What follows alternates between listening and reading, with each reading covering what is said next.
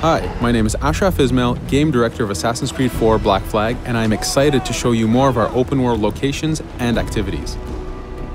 This is by far the biggest and most diverse game world we've ever built. Over 50 major locations and more than 75 uncharted islands. In this demo, we will be jumping around to different parts of the Caribbean world and showing off some of this diversity. Here we are on Andreas Island, a coconut island with a pirate village. Up ahead, we have a tavern. Taverns are places where you can hire crew, pay for secret information about valuable convoys, you can play mini-games, and of course, you can have a drink. To gain access to all of this, you need to prove yourself with your fists.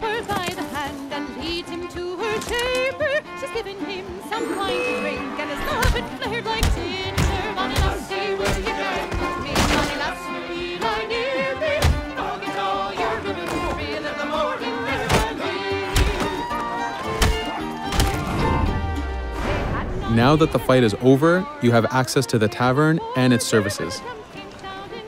This being a tavern, there's always plenty of rum to be drank, but drinking too much will have some fun surprises for you.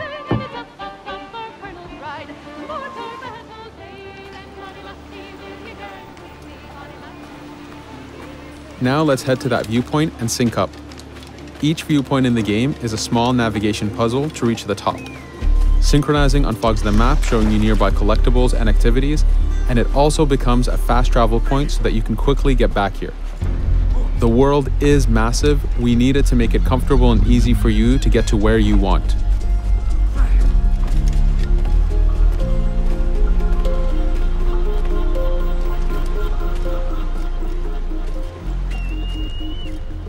These viewpoints are also an opportunity for us to show off how beautiful and expansive this world really is.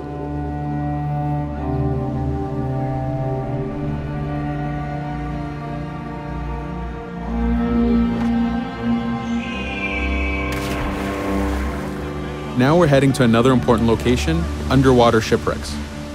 We are now able to access these locations because we recently purchased a diving bell. These are real 18th century devices that pirates and sailors used to access the underwater. Underwater is how the golden age of piracy started. Through an incredible hurricane, tons and tons of Spanish gold was lost at the bottom of the seabed. This attracted poor, jobless sailors and pirates to dive down and grab this treasure. It was important for us to include the underwater as a new environment because it was so important to the history of piracy.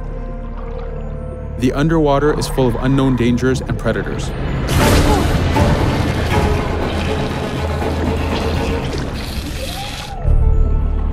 You do have to pay attention and act quick, but the risk is worth the prize as you need a lot of money to get all the upgrades for your ship, the Jackdaw.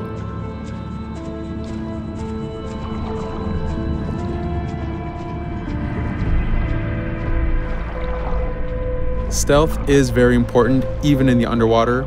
Here, we can use the seaweed and plant life to keep yourself hidden from sharks and other dangers.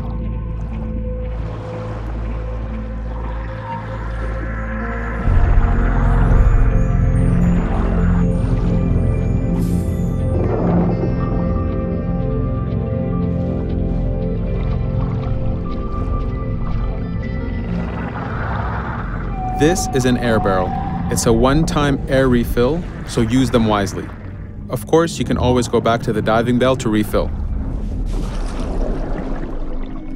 We are going to move to a different location now. This is a Smuggler Cave. This one happened to be accessed from the underwater, but not all of them are. Here, we ran in without looking around, and this got us in a little bit of trouble. But it was only 2 guys and we took one by surprise, so not too bad. Caves are heavy stealth locations. Stealth is key in this game. We've put a lot of effort in to make it a valuable and exciting gameplay for players. Since we came from the underwater, Edward does not have his weapons or guns. You will have to use your stealth tools to get through this. Here, we will utilize the whistle to take out the brute.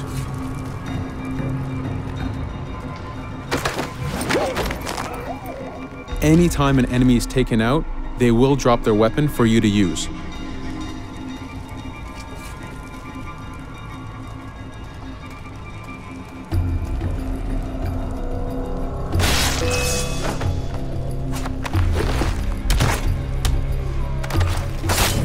Again, we are taking these guys by surprise and using their own weapons against them.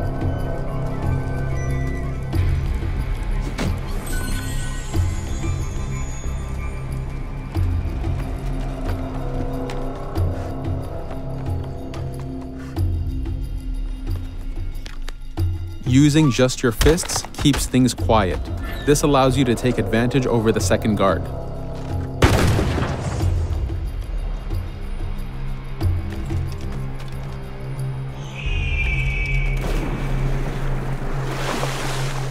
Up to this point, we've been doing a lot of pirating. This has attracted the attention of pirate hunters. This is fed back to you with the clashing swords above the health bar. This is a first level hunter after us. You can push the wanted system to reach level 4, where you have a fleet of intense aggressive hunters after you. The horn you heard indicates that this is a charger type ship. This ship is all about getting close and ramming. Each ship type has a unique sound associated to it, the scariest being the war drums of a man of war. Your first mate, Otowale, is always giving you helpful advice and feedback.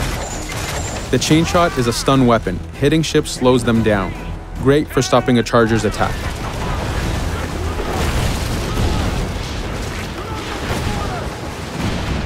As the masts come down, we can start a boarding.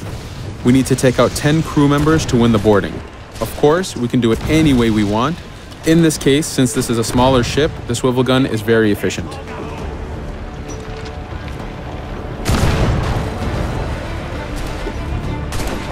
There are many objectives in the boarding system, including destroying powder keg reserves and removing the flag from the top mast. But the most basic objective is to eliminate the crew. Here you can see Edward utilizing his dual cutlasses and guns, combining them in counters and combo attacks. You do have a max of 4 shots before reloading, so make them count.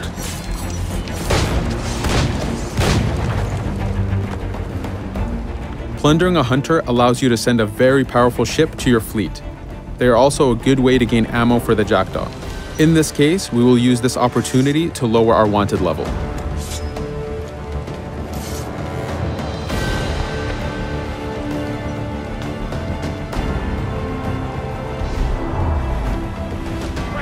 A very important new activity in Black Flag is harpooning.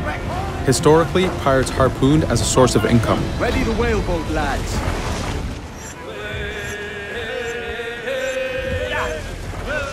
Harpooning is a part of upgrading Edward and his gear. There are many different types of creatures to harpoon, and they are all needed to get every single upgrade.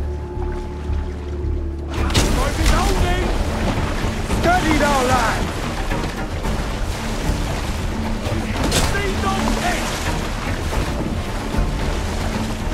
Success! Turn into sea ray!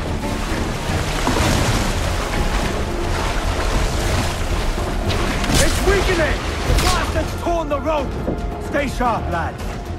This is one of the smaller harpooning targets. Just imagine taking on a great white shark or a blue whale.